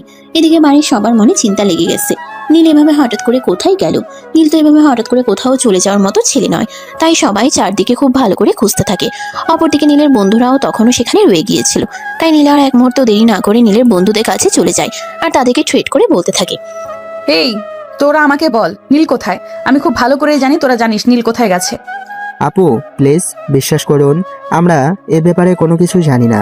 আমরা যদি জানতাম তাহলে অবশ্যই আপনাকে বলে দিতাম। দেখ, একদম মিথ্যা কথা বলবি না। আমি খুব ভালো করেই বুঝতে পারছি এতে তোদের হাত আছে। কোনো চিন্তা করিস না, আমি অলরেডি পুলিশে খবর দিয়ে দিয়েছি। তোদের সব কটাকে জেলের ভাত খাইয়ে ছাড়বো। পুলিশ যখন পাশায় 2-4টা দেবে তখন সব সত্যি কথা বলে দিবি। প্লিজ আপু, আপনি আমাদের সঙ্গে এরকমটা করবেন না। আমরা কোনো কিছুই জানি না। কিন্তু নীলা কারোর কোনো কথাই শুনলো না। সে অলরেডি পুলিশে ফোন করে দিয়েছিল। তাই কিছুক্ষণের মধ্যেই থানা থেকে পুলিশের লোক চলে আসে আর নীলের বন্ধু সব কয়টাকে অ্যারেস্ট করতে বলে এবং এদেরকে থানায় নিয়ে গিয়ে ব্যবস্থা করতে বলে। পুলিশও তখন আর কোনো উপায় দেখতে না পেয়ে নীলের বন্ধুদেরকে থানায় নিয়ে গেল আর তাদেরকে অনেক মারধর করতে লাগলো, কিন্তু তারা কিছুই বলতে পারলো না। সত্যি তো এটাই যে তারা কেউ কিছু জানে না নীল কোথায় গেছে বা কোথায় আছে, তাই তাদেরকে মারধর করেও কোনো লাভ হলো না। সারাটা রাত কেটে গেছে, নীলের কোনো খোঁজ খবর নেই। তার ফোন সুইচ অফ। নীলের সব বন্ধু বান্ধবের বাড়িতে খোঁজ নেওয়া হয়েছে, কিন্তু সে কোথাও নেই। তাহলে সে গেল কোথায়? এদিকে বাড়ির মানুষের চিন্তার কোনো শেষ নেই। অলরেডি পত্রিকায় বিজ্ঞাপন দেওয়ার কথা চিন্তা করা হচ্ছে, কিন্তু পরিবারের মান সম্মানের ব্যাপার বলে কথা, তাই নীলার আব্বু নীলাকে এটা করতে নিষেধ করলেন। পরিবারের মানুষের জেনেছে ভালো কথা, কিন্তু বাইরের মানুষ এই ব্যাপারটা জানাজানি হলে মানিজ্যতে টানাটানি হয়ে যাবে। তাই নীলা এই বিষয়টা নিয়ে আর পত্রিকাতে রিপোর্ট করতে গেল না। আজ 2 দিন পার হয়ে গেছে, নীলের কোনো খোঁজ নেই। পরিবারের সুখের মানুষ চলছে, অপরদিকে নীলা তো কান্না করেই চলেছে। তার কান্না যেন থামছেই না। নীল হঠাৎ করে এইভাবে সবাইকে ফেলে সবকিছু ছেড়ে কোথায় চলে গেল? সবাই অনেক খোঁজাখুঁজির পরও কোনো খোঁজ পায়নি। আজ 4 বছর পর। কি হলো মিস রিয়া? আপনাকে আমি সেই কখন বললাম 4 নাম্বার ওয়ার্ডের 26 নাম্বার বেডের রোগীকে ওটিতে নেওয়ার জন্য রেডি করুন। কিন্তু স্যার, ওনার ফ্যামিলির মানুষজন এখনো আসেনি আর টাকা পয়সা জমা দেয়নি। টাকা পয়সা নিয়ে আপনাকে কোনো চিন্তা করতে হবে না। ওনার যদি টাকার সমস্যা হয় তাহলে টাকা যা লাগে আমি দেব। আপনি ওনার অপারেশনের ব্যবস্থা করুন। তখন রিয়া আর কোনো কথা না বলে রোগীকে ওটিতে নেওয়ার জন্য রেডি করতে লাগলো এবং 10 মিনিটের মতোই ওটিতে নিয়ে যাওয়া হলো। তারপর ডাক্তার নীল আহমেদ ওটিতে গেলেন অপারেশনের জন্য। ওটি থেকে প্রায় 2 ঘন্টা পর বের হয়ে আসেন। ততক্ষণে রোগীর বাড়ির লোকেরা চলে এসেছে আর তারা রোগীকে কেবিনে দেখতে না পেয়ে কিছুটা চিন্তিত হয়ে পড়ে। তখনই ডাক্তার নীলকে দেখতে পেয়ে তারা দৌড়ে নীলের সঙ্গে কথা বলতে আসে। আর তখনই তারা জানতে পারে নীল কোনো পারিশ্রমিক ছাড়াই রোগীর অপারেশন করার দায়িত্ব নিয়ে। যে এটা শুনে রোগীর বাড়ির লোকেরা অনেক বেশি খুশি হয় আর নীলের প্রতি কৃতজ্ঞতা প্রকাশ করতে থাকে। নীল তখন তাদেরকে বলতে থাকে কৃতজ্ঞতা প্রকাশ করার কোনো কারণ নেই। ডাক্তার হিসেবে একজন রোগীর জীবন বাঁচানো কর্তব্য, আর তিনি সেটাই করেছেন। অপারেশন শেষ হওয়ার পরও নিজের কেবিনে বসে বিশ্রাম নিচ্ছেন। তখনই তার কেবিনে আসলো তার সহকর্মী ডাক্তার আকাশ। আসসালামু আলাইকুম ভাই, কি অবস্থা, কেমন আছেন? এই তো আলহামদুলিল্লাহ, আল্লাহর রহমতে ভালোই আছি। আপনাদের কি অবস্থা? আপনারা কেমন আছেন? আর ভাবির কি অবস্থা? আপনার কোমরে ব্যথা কি কমেছে? হ্যাঁ, এই তো আলহামদুলিল্লাহ, আগের চাইতে অনেকটাই কমে গেছে। আপনার সঙ্গে একটু কথা বলতে আসলাম। আপনার ভাবি আপনাকে বাসা যেতে বললো। কিন্তু এই মুহূর্তে আমি কিভাবে যাব? এই বলে নীল বিষয়টাকে এড়িয়ে যাওয়ার চেষ্টা করছিল, কিন্তু তার সহকর্মী আকাশ তার কোনো কথাই শুনলো না। তাকে স্পষ্ট জানিয়ে দিল তার বাসায় যেতেই হবে, কারণ তার বউয়ের আদেশ বলে কথা। দুনিয়া উল্টে গেলেও সে তার বউয়ের কথা অমান্য করে না। তাই সে নীলকে রাজি করিয়ে ছাড়লো তার বাসায় যাওয়ার জন্য। তাই সেদিন অফিস শেষ করে নীল বাসায় চলে গেল ফ্রেশ হওয়ার জন্য। ফ্রেশ হয়ে রেডি হয়ে তার কলিগ আকাশের বাসায় যাওয়ার জন্য তৈরি হয়ে নিল। যাওয়ার পথে আকাশের বাচ্চাদের জন্য কিছু চিপস, চকলেট আর কিছু ফলমূল কিনে নিল। কিছুক্ষণের মধ্যেই এসে আকাশের বাসায় পৌঁছে গেল। দরজায় দাঁড়িয়ে কলিং বেল চাপ দিতে না দিতেই আকাশের বউ এসে দরজাটা খুলে দেয়। আসসালামু আলাইকুম ভাইয়া, কেমন আছেন? ওয়ালাইকুম আসসালাম। এই তো আল্লাহর রহমতে ভালোই আছি। তোমার কি অবস্থা? তুমি কেমন আছো? আপনাদের দোহাই, ভালোই আছি। আসুন প্লিজ, ভিতরে আসুন। এই বলে তিশা নীলকে নিয়ে বাসার ভিতরে চলে আসলো আর তারপর তাকে ড্রয়িং রুমে বসতে দিল। এদিকে বসতে দিয়ে তিশা কিচেনে চলে গেল। সে আজ নীলের পছন্দ মতো বেশ কিছু খাবার রান্না করেছে। কিছুক্ষণের মধ্যেই ডাইনিং টেবিল ভরে গেল খাবার দিয়ে। তারপর তিশা, আকাশ, নীল আর তার বাচ্চাদেরকে একসঙ্গে খাবার খেতে দিল। সবাই একসঙ্গে বসে অনেক মজা করে খাবার খেলো। আর তারপর আকাশ নীলকে নিয়ে ড্রয়িং রুমে চলে আসে। প্রায় 1 ঘন্টা ধরে আকাশ আর নীল ড্রয়িং রুমে বসে আছে। তখনই নীল বলতে লাগলো, ভাই এবার তো আমাকে বাসায় ফিরতে হবে। হ্যাঁ সেটা তো জানি, কিন্তু আর একটু অপেক্ষা করতে হবে। তিশা, আপনার সঙ্গে কে যেন কথা বলবে। নীল তখন আর একটু বসলো। প্রায় আরো 20 মিনিট পর তিশা নিজের কাজকর্ম সব গুছিয়ে রেখে ড্রয়িং রুমে আসে আর সোফায় বসতে বসতে বলতে থাকে, ভাইয়া, আমি জানি না আপনি আমার কথাগুলো কিভাবে নেবেন, কিন্তু আমার মনে হয়েছে আপনাকে কথাগুলো বলার প্রয়োজন, তাই আমি আপনাকে আমার বাসায় ডেকে এনেছি। আরে না তিশা, সেরকম কোনো ব্যাপার না। তোমাকে আমি সবসময় নিজের ছোট বোনের মতোই মনে করে এসেছি। তুমি আমাকে সবকিছু নির্দয় বলতে পারো, আমি কিছু মনে করব না। আসলে ভাইয়া, আপনি তো অনেক দিন ধরে এখানে আসেন, তাই আমরা চাইছিলাম এবার আপনাকে নিয়ে একবার আপনাদের বাড়িতে যাব। আপনার কাছ থেকে তো আপনার জীবন সম্পর্কে সব কিছু শুনেছি, কিন্তু আপনি তো অনেক দিন ধরেই ফ্যামিলি থেকে দূরে আছেন। আপনার বাবা মায়ের তো একমাত্র সন্তান আপনি, আপনার জন্য তো তাদেরও অনেক বেশি চিন্তা হয়, তাই একবার তাদের সঙ্গে দেখা করে আসা উচিত। কথাটা শুনে মাত্রই নীলের হাসি খুশি মুখটা মলিন হয়ে গেল। তখনই তার চোখের সামনে তার পরাধীন জীবনটা ভেসে উঠল। এখানে সে কতটা স্বাধীন আছে, তার ব্যাপারে কথা বলার মতো কেউ নেই। সে যখন যেটা ইচ্ছে সেটাই করছে, নিজের ইচ্ছে মতো চলছে। তাকে কোনো কাজে বাধা দেওয়ার মতো কেউ নেই এখানে। তাই সে তিশাকে বলে, দেখো, আমি আমার জীবনে অতীতকে মনে করতে চাই না। কিন্তু ভুলে যাবে না, সেই অতীতের সঙ্গে আপনার জন্মদাতা বাবা এবং জন্মদাত্রী মা জড়িয়ে আছে। এরপর তিশা আর আকাশ মিলে নীলকে অনেক করে বুঝাতে শুরু করে। প্রায় 2 ঘন্টা পর নীল রাজি হয় ঢাকায় ফিরে যেতে। তাই আকাশ আর তিশা মিলে সিদ্ধান্ত নেয় আগামী সপ্তাহেই শীতকালীন ছুটি আছে, তখনই তারা নীলকে নিয়ে তাদের বাড়িতে যাবে। যেমন চিন্তা তেমনই কাজ। তারা ব্যাগপত্র বুঝিয়ে আর ঢাকা যাওয়ার জন্য তৈরি হয়ে নিল। আজ বৃহস্পতিবার, আজ থেকে এই ছুটি শুরু হবে। তাই সুন্দর বাসে ঢাকায় যাওয়ার জন্য রওনা দেয়। ঢাকায় এসে পৌঁছালো পরের দিন সকাল 7টায়। বাস স্টপ থেকে সোজা একটা প্রাইভেট কার ভাড়া করে নীলের বাড়ির সামনে এসে বাড়িটা ঠিক আগের মতোই আছে, যেরকমটা নীল রেখে গেছিল। তবে আগের মতো আর প্রাণ উজ্জ্বল নেই, অনেকটাই নিস্তব্ধ আর প্রাণহীন হয়ে গেছে। বাড়ির সামনে দাঁড়িয়ে কলিং বেল চাপ দিতেই একজন মধ্যবয়স্ক মহিলা এসে দরজাটা খুলে দেন। আর তখনই তিনি নীলকে দেখে চিৎকার দিয়ে বলে ওঠে, নীল বাবা, এতদিন তুমি কোথায় ছিলে? আম্মু প্লিজ, তুমি আমাকে ক্ষমা করে দাও। তোমাদেরকে ছেড়ে এভাবে কোনো কিছু না বলে চলে যাওয়ার জন্য আমি খুবই দুঃখিত, কিন্তু আমি এই পরাধীনতা আর মেনে নিতে পারছিলাম না। এই কথা বলে নীল কান্না করতে শুরু করে।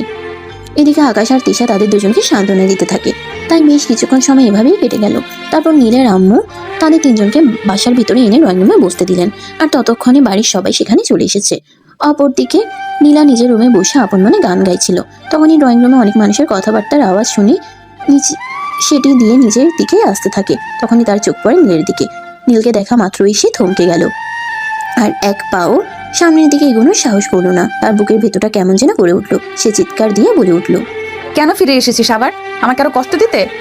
নীলা এই চিৎকার শুনে সবাই নীলার দিকে ফিরে তাকালো। নীল তখনও চুপচাপ দাঁড়িয়ে আছে, কোনো কথা বলছে না। এদিকে নীলা সিঁড়ি থেকে নেমে এসে নীলের 2 কাঁধে হাত রেখে আবারও বলতে থাকে, কি হলো? কেন আবার ফিরে এসেছিস? আমাকে আরো কষ্ট দেওয়ার জন্য, নাকি আমি বেঁচে আছি নাকি মরে গেছি সেটা দেখার জন্য? এই বলে নীলার পাগলামিগুলো আবারও শুরু হয়ে যায়। সে নীলকে একটানা প্রশ্ন করতে থাকে আর চিৎকার করে কান্না করতে থাকে। বাড়ির সবাই তখন বুঝতে পারে বিষয়টা হয়তো হাতের নাগালের বাইরে চলে যাবে। তাই সবাই নীলাকে একটু শান্ত করার চেষ্টা করে। অপরদিকে নীল ততক্ষণে বিষয়টা বুঝতে পারে নীলা এখনো তাকে ঠিক ততটাই ভালোবাসে যতটা সেদিন ভালোবেসে বিয়ে করতে চেয়েছিল। কিন্তু তারপরেও চুপচাপ দাঁড়িয়ে থাকে, কোনো কথাই বলে না। এদিকে বাড়ির সবাই মিলে নীলাকে তার রুমে নিয়ে গেছে, একটু শান্ত করার চেষ্টা করছে।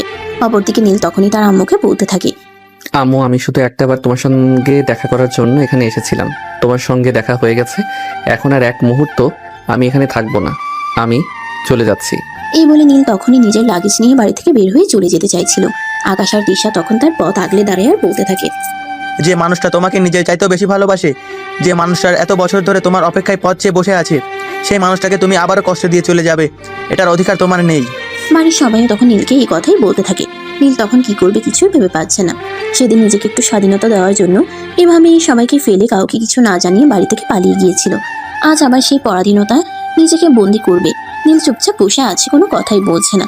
এদিকে নীলাকে সবাই বোঝানোর চেষ্টা করছে সে যেন আর কোনো ওভার রিঅ্যাক্ট না করে, কিন্তু নীলাকে কে শোনাবে কথা? কতটা বছর ধরে সে নিজের মধ্যে বিরহের আগুনগুলো পুষে চলেছে, এখন আবার নীল তার সামনে এসে দাঁড়িয়েছে। এখন সে কি করে নিজেকে কন্ট্রোল করবে? তাই কেউ কোনো কথাই শোনাতে পারছে না তাকে, পাগলের মতো কর্মকাণ্ড করে চলেছে। তখনই আবারও নীলা রুম থেকে বের হয়ে এসে নীলের সামনে দাঁড়ায় আর বলতে থাকে, দেখ, জোর করে তোর কাছে কখনোই আমি ভালোবাসা আদায় করে নেব না, কারণ আমি খুব ভালোভাবেই বুঝতে পেরেছি ভালোবাসা জোর করে হয় না। আজ তোকে একটা সিদ্ধান্ত নিতেই হবে, হয় তুই নিজের থেকে আমাকে আপন করে নিবি, নয়তো আমি আমার এই জীবন ত্যাগ করে দেবো, কারণ তোকে ছাড়া আমি বেঁচে থাকতে পারবো না। নীল কোনো কথা বলে না, চুপচাপ দাঁড়িয়ে আছে। সে কি বলবে সেটাই তো বুঝতে পারছে না। একে তো নীলাকে সে মেনে নিবে না, দ্বিতীয় সে কোনো একজনকে ভালো নাই বাঁচতে পারে, কিন্তু সেই মানুষটা তার জন্য নিজের জীবন দিয়ে দেবে এটা সে মেনে নিতে পারবে না। কারণ সে খুব ভালো করেই জানে নীলা জেদের বসে যেটা বলে সেটাই করে, হয়তো এখন যেটা বলছে সেটাও করে ফেলবে। এদিকে নীলার চিৎকার চেঁচামেচি চলছে তো চলছে, তাই সবাই নীলের দিকে তাকিয়ে আছে নীল কি বলবে সেটা শোনার জন্য। নীলের আম্মু তখন নীলকে বলতে থাকে, দেখো বাবা, তুই আমার ছেলে, জন্মের পর থেকে তোকে আমি বা আমরা কখনোই কোনো কিছুর অভাব বুঝতে দিইনি। তুই আমাদের কাছে যেটা চেয়েছিস সেটাই আমরা তোকে দিয়েছি, বিনিময়ে তোর কাছ থেকে আমরা কোনো কিছুই চাইনি। তবে আজ তোর কাছে আমরা কিছু চাইবো, সেটা তোকে দিতেই হবে। নীল তখনও কোনো কথা বলে না, চুপচাপ দাঁড়িয়ে থাকে। তারপর তার আম্মা আবারও বলতে থাকে, দেখ, শুধু আমি না, আমাদের ফ্যামিলির সবাই চায় তুই নীলাকে বিয়ে কর, কারণ নীলা সত্যিই তোকে ভালোবাসে। সেদিন অনুষ্ঠান শেষ হওয়ার পর তুই যখন কাউকে কিছু না জানিয়ে বাড়ি থেকে চলে গেছিস, তারপর থেকে আজকে দিন পর্যন্ত নীলার সময়টা কিভাবে যাচ্ছে সেটা আমরা সবাই দেখতে পাচ্ছি। তাই আমরা সবাই মিলে তোকে রিকোয়েস্ট করে বলছি, নীলাকে তুই আর কোনো কষ্ট দিস না, নীলাকে এবার একটু ভালোভাবে থাকতে দে। হ্যাঁ ভাইয়া, এই কথার সঙ্গে আমরাও একমত। আপনি তো আমাদের সঙ্গে যেদিন থেকে পরিচয় হয়েছে সেদিন থেকেই আমাকে নিজের ছোট বোনের মতোই স্নেহ করেন। সেই ছোট বোনের অধিকার নিয়েই বলছি, আপনি প্লিজ নীলা আপুকে মেনে নেন। উনি আপনাকে সত্যিই ভালোবাসে, তা না হলে এতটা বছর ধরে আপনার জন্য অপেক্ষা করে থাকতো না। প্লিজ আপনি তাকে আর কোনো কষ্ট দিবেন না। এই বলে পরিবারের সবাই মিলে নীলকে অনেক বেশি রিকোয়েস্ট করতে লাগলো।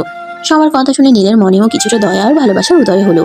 বেশ কিছুক্ষণ চিন্তা ভাবনা করার পর সে সবাইকে উদ্দেশ্য করে বলল সে এবার নীলাকে মেনে নেবে আর নীলাকে কোনো কষ্ট দিবে না। সে আবারও মহা ধুমধামের সঙ্গে অনুষ্ঠান করে নীলাকে নিজের বউ হিসেবে ঘরে তুলবে। কথাটা শোনা মাত্রই সবাই অনেক খুশি হলো আর পরিবারের আনন্দের ঢেউ বইতে লাগলো। এদিকে নীল খুব তাড়াতাড়ি নীলা আর তার বিয়ের আবার অনুষ্ঠানের আয়োজন করলো আর 3 দিনের মধ্যেই মহা ধুমধামের সঙ্গে তাদের বিয়ের শুভ কাজ সুসম্পন্ন হলো।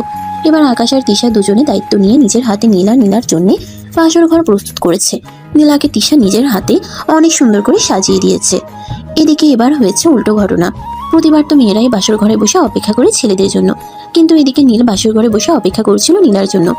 রাত 11টার কাছাকাছি বাজে। তখনই তিশা নীলকে নিয়ে নীলের ঘরে চলে আসে।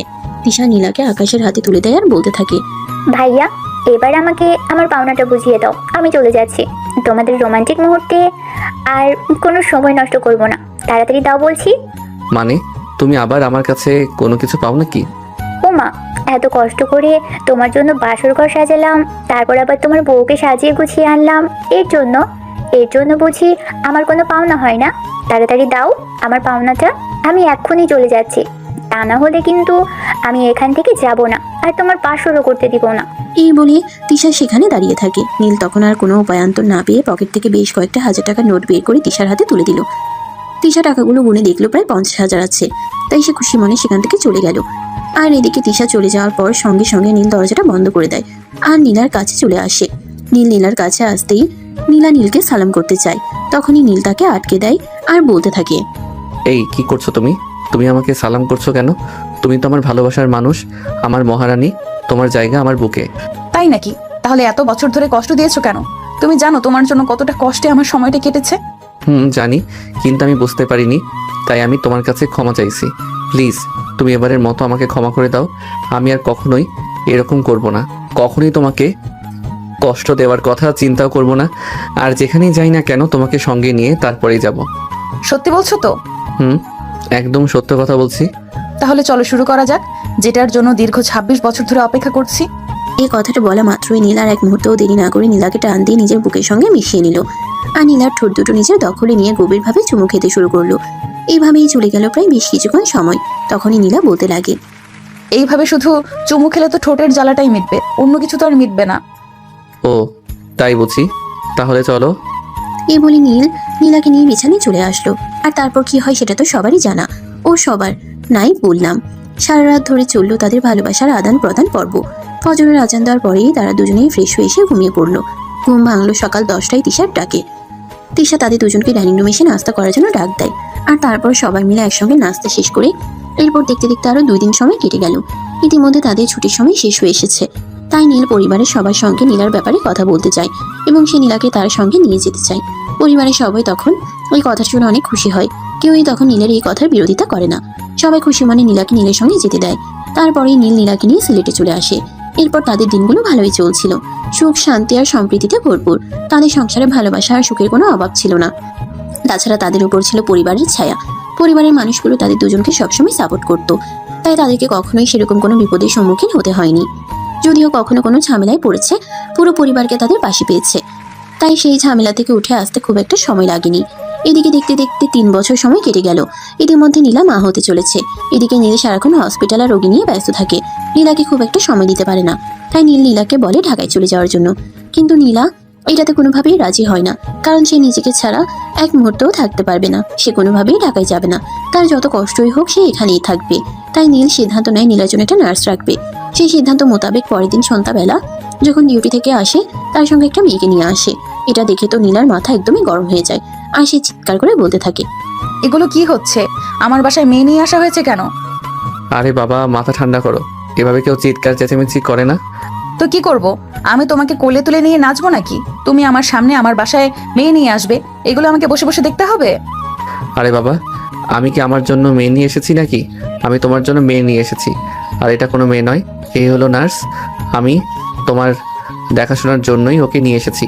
কিন্তু নীলা কোনো কথাই শুনে না। তার একটা মাত্রই কথা, এই বাসার বাইরে কোনো মেয়ে আসবে না। কারণ একটা মেয়ে তার জামাইয়ের কাছাকাছি থাকে, তার জামাই ওই মেয়েটার প্রতি আকর্ষিত হয়ে পড়তে পারে। আর সে কোনোভাবেই তার জামাইয়ের ভালোবাসা বা কাউকে দেবে না। তাই বাধ্য হয়ে নীল ওই মেয়েটাকে বাড়ি থেকে চলে যেতে বলে এবং তার কোনো নার্স লাগবে না এটাই বলে। কিন্তু দিনকে দিন নীলার শারীরিক অবস্থার অবনতি হতে থাকে। নীলার শরীর খুব বেশি খারাপ হতে থাকে। সে এখন আর কোনো কাজই করতে পারে না, এমনকি ঠিকমতো চলাফেরাও করতে পারে না। ঠিকমতো চলাফেরাও করতে তার অনেক বেশি কষ্ট হয়। তাই বাধ্য হয়ে নীলা এই ব্যাপারটা তার ফ্যামিলির মানুষকে জানায় এবং তাদের সবাইকে বলে নীলাকে একটু বুঝিয়ে বলার জন্য নীলা যেন ঢাকায় চলে যায় আর নিজেকে এবং তার অনাগত সন্তানের ভালোর জন্য। কিন্তু কেউই নীলাকে এই কথাটা বোঝাতে পারে না আর ঢাকায় যাওয়ার জন্য রাজিও করতে পারে না। তাই অবশ্যই সে বাধ্য হয়ে নীলার আম্মু ঢাকা থেকে সিলেট চলে আসেন নীলার দেখাশোনা করার জন্য, কারণ এটা ছাড়া আর কোনো পথ খোলা নেই। তারপর থেকে নীলার আম্মু নীলার দেখাশোনা করতো। এইভাবে দেখতে দেখতে নীলার ডেলিভারি ডেট চলে আসলো। পেটে ব্যথা উঠলো, কিন্তু নর্মালি ডেলিভারি হওয়ার কোনো লক্ষণ দেখা যাচ্ছিল না। তাই নীল নীলাকে হসপিটালে শিফট করে। তখনই বেশ কিছু টেস্ট করিয়ে জানা গেল নীলার নর্মালি ডেলিভারি হওয়ার কোনো চান্স নেই, তাকে সি সেকশনে যেতে হবে। কিন্তু নীলা কোনোভাবেই সি সেকশনে যেতে চায় না। করতে তার অনেক ভয় হয় যদি সে মারা যায়। তারপর ফ্যামিলির সবাই মিলে অনেক বুঝিয়ে সি সেকশনে পাঠানো হয়। তারপর আলহামদুলিল্লাহ সুস্থভাবেই নীলার একটা মেয়ে সন্তানের জন্ম হয়। 1 বছর পর নীল আর নীলা দুজনে বিছানায় শুয়ে আছে। রাত 2টার কাছাকাছি বাজে। এখনো তাদের পুচকো সোনা ঘুমায়নি, খেলাধুলা করছে। নীলা অনেক চেষ্টা করছে তার মেয়েকে ঘুম পাড়ানোর জন্য, কিন্তু সে কোনোভাবেই ঘুমাচ্ছে না। অপরদিকে নীল তার জন্য অপেক্ষা করছে একটু ভালোবাসা পাওয়ার জন্য। কিন্তু মেয়েটা যতক্ষণ না ঘুমাচ্ছে ততক্ষণ তো আর সেসব সম্ভব নয়। তাই নীলা নীলকে বলতে থাকে, তোমার মেয়ে নিয়ে তুমি থাকো, আমি আর এভাবে পাচ্ছি না। আমার তোমাকে চাই। তোমার মেয়েকে তুমি কি করবে সেটা তুমি ভেবে দেখো। কি আর করবো বলো? একটা কাজ করা যায়, মেয়েকে ঢাকায় পাঠিয়ে দেই আর আমরা দুজন এখানে থেকে যাই। একদম খুন করে ফেলবো, আমার মেয়েকে ছাড়া আমি থাকতে পারবো না। ওরে বাবা, তুমি তো বলছো আবার তুমি আমাকে খুন করার হুমকি দিচ্ছ। ভালো লাগছে না কিছু, যাও হেঁটে হেঁটে মেয়েকে ঘুম পাড়িয়ে নিয়ে আসো। নীল তখন আর কোনো উপায়ান্তর না পেয়ে তার মেয়েকে কোলে নিয়ে হাঁটতে শুরু করলো। কারণ মেয়ে না ঘুমালে তো আর সে বউয়ের কাছে যেতে পারবে না, আর বউয়ের ভালোবাসাও পেতে পারবে না। তাই এটা করা ছাড়া তো আর কোনো উপায় নেই। প্রায় 1 ঘন্টা মেয়েকে কোলে নিয়ে হাঁটাহাঁটি করার পর মেয়েকে ঘুম পাড়াতে সক্ষম হয়। তারপর মেয়েকে বিছানায় শুয়ে দিয়ে বউয়ের কাছে চলে আসে। নীল নেহাকে নিজের বুকের সঙ্গে মিশিয়ে নিয়ে তার কপালে আলতো করে একটা ভালোবাসার পরশ এঁকে দেয়। তখনই নীলা বলতে থাকে, সত্যি আমি তোমাকে ছাড়া একটুও থাকতে পারি না, আমার খুব কষ্ট হয়। কষ্ট কি শুধু তোমার একার হয়? আমার কোনো কষ্ট হয় না? কষ্ট তো আমারও হয়, কিন্তু কি করবো বলো? বাচ্চারা এরকমই হয়, একটু মানিয়ে নিতে হয়। দেখো অলরেডি রাত 3টা বেজে গেছে। এখন কি তুমি আরো সময় নষ্ট করবে এসব ফালতু কথা বলে, নাকি আমায় একটু ভালোবাসা দেবে? নীল তখন আর কোনো কথা না বলে নীলাকে নিজের আরো কাছে টেনে নেয় আর ভালোবাসার উষ্ণতায় উষ্ণিত করতে থাকে। নিজেই সমস্ত ভালোবাসা উজাড় করে দিতে থাকে। এভাবেই চলে যায় দীর্ঘ 1 ঘন্টার সময়। দুজন দুজনকে ভালোবাসায় ভরিয়ে দেয়। তাদের ভালোবাসার আদান প্রদান পর্ব শেষ হলে দুজন দুজনকে জড়িয়ে ধরে ঘুমিয়ে পড়ে। এভাবেই শুরু হয় তাদের দুষ্টু মিষ্টি রোমান্টিক ভালোবাসার গল্প।